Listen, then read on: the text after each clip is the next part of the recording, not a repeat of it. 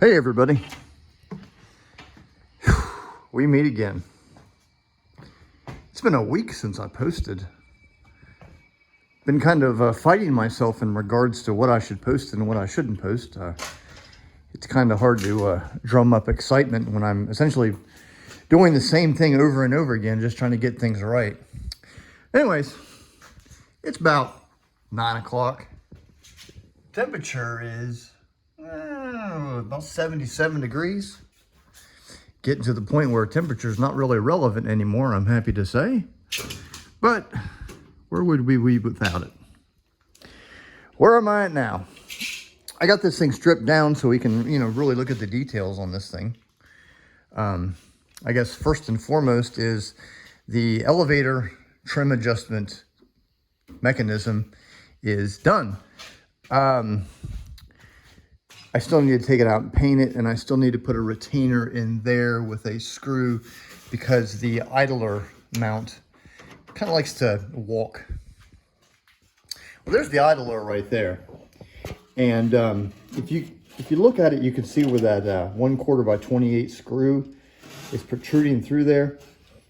If you imagine that center is right there, and that middle piece spins, and the bearing is mounted on the bottom of that, so you can twist that centerpiece up and the bearing would be up there, if that makes any sense. But that's how you adjust it.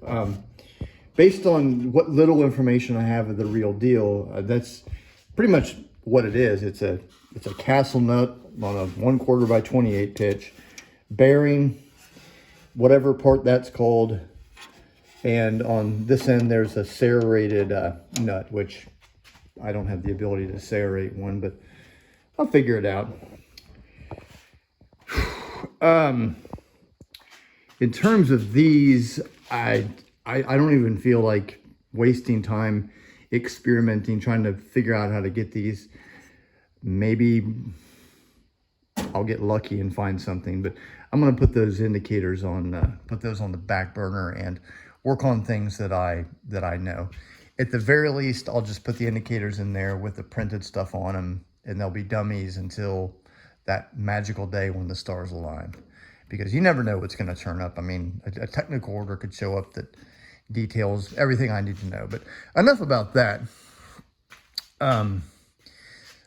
I've been just refining this. This was kind of rough. It was kind of out of balance. But now, very minimal one-handed operation.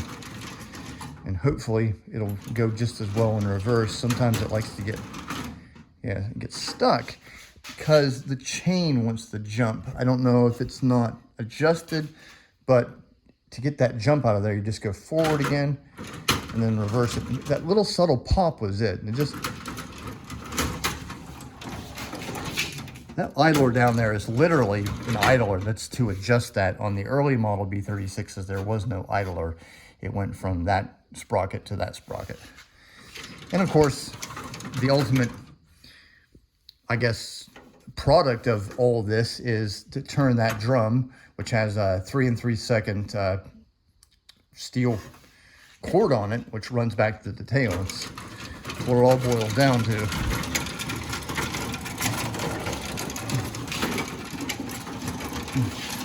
And I don't have any lubrication on it. It's dry and it's smooth as silk. A little trouble up in here, but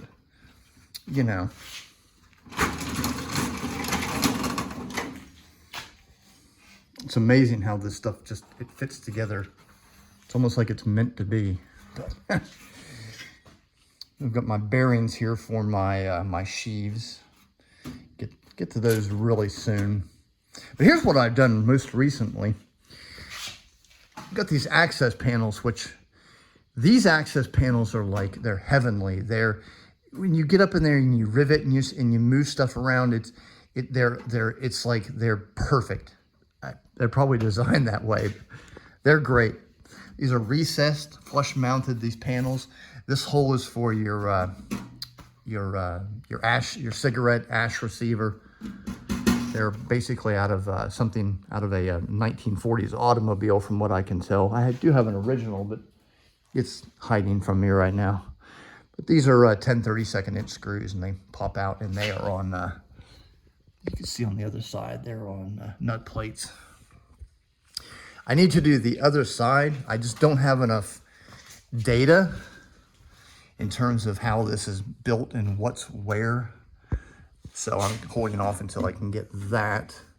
But this, I had some really good shots of B-36 42-13-571, and it just made sense to go ahead and duplicate the way it's set up with these, because it just made sense. So there's that. The next thing I've done is today I made these mounts for the rudder pedal assemblies. They stick out way out there, but there's one, and there's the other. Don't want to miss out on him. And as you can see, I've completely painted this thing black.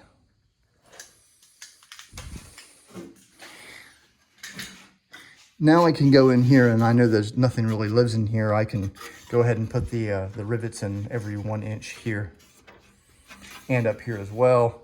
Plus this Zeus channel needs a rivet every 1 inch, so I can go and do all that. Down there, I've said it before, there's a big, about right here, midway down, there's a shelf that holds a something for lights or a fluorescent ballast. Something I'd really like to do, which I'm gonna do, I guess I should say I'd like to find the originals, is I left the space here and there for nut plates, and then up top as well, here and there, because right here is where the reservoirs live for the hydraulic system of the brake pedals, or the brakes on the rudder pedals. Original ones, I guess they're probably airworthy. I was quoted like $500 a pop from a parts warehouse or whatnot, aviation supply. That's no. And I don't think I'd be able to find a used unit. But I do have the manufacturer's part number and all that good stuff. So just been adding rivet plates, nut plates in here, so on and so forth. Next step is, well, little bitty guys right here. They're mounted on little shelves. There's one here, and there's here and here, and they got a quarter turn on there. That's so the big plastic coamings that cover up all the electronics, they go in here, and like one screw here. So I have one of those on each side. So those two things. Then I'm going to, probably next week, start working on the rudder trim adjustment. And then it's going to be the control columns, the yokes, stuff like that. Probably going to be spacing my videos out a lot, because there's just so much time and effort that goes into getting these moving parts right. It's not blowing your mind, and that's okay. Plus, I'm on the hunt for more money. I run out of money. As I've said, I'm an antique dealer. I sell on eBay for a living, and I had a nice windfalls from selling my stuff over the summer, but that's all gone. So now I'm back living eBay sale to eBay sale, which is it's the way I like it. Makes life interesting. But I'll see y'all next time.